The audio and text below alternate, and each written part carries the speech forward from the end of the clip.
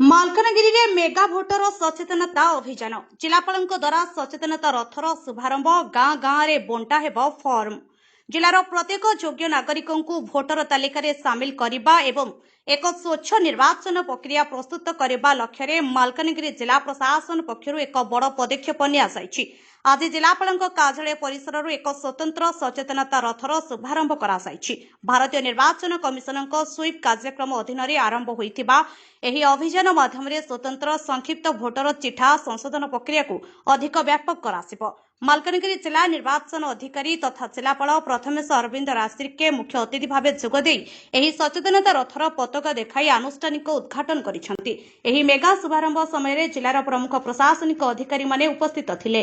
सेमानक मध्यरे अतिरिक्त जिलापाल प्रशासन तथा 147 चित्रकोंडा निर्वाचन मंडलीर निर्वाचन पंजीकरण अधिकारी सोमनाथ प्रधान, अतिरिक्त जिलापाल राजस्व तथा अतिरिक्त जिला निर्वाचन अधिकारी वेदवर प्रधान एवं उपजिलापाल तथा 146 मालकानगिरी निर्वाचन मंडलीर ईआरआर और दुर्योधन भोईंक समेत कलेक्टरेटर समस्त विभागीय अधिकारी और कर्मचारी माने सामिल थिले।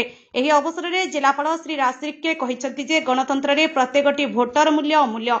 जिलार कोनोसी भी योग्य नागरिक जेपरि निजर मताधिकार साब्यस्त करने को वंचित न होती सेथिपाई एही स्वतंत्र संक्षिप्त भोटर चिठा संशोधन प्रक्रिया आरंभ करा जायछि।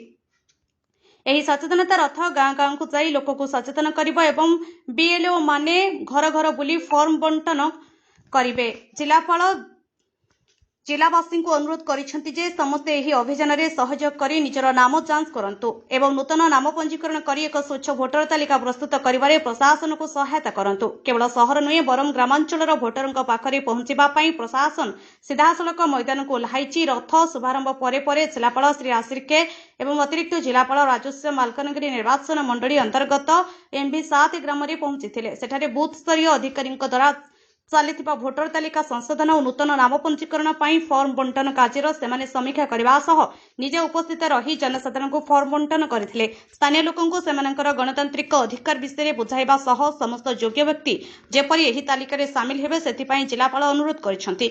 जिला प्रशासन तरफरु जनसाधारण को निवेदन करा जायछि जे जो मानकर बयस 18 वर्ष बा ताठारु अधिक होईछि किबा भोटर कार्ड रे कोनोसी संशोधन जथा नाम बयस किबा ठिकाना भूल रहिछि सेमाने तुरंत निज अंचलर बीएलओ को सह जोगाजोग करी एही स्वतंत्र संक्षिप्त भोटर चिठा संशोधन अभियान लाभ उठांतु। मालकानगिरी गोविंद मंडल रिपोर्ट न्यूज ओडिया 30।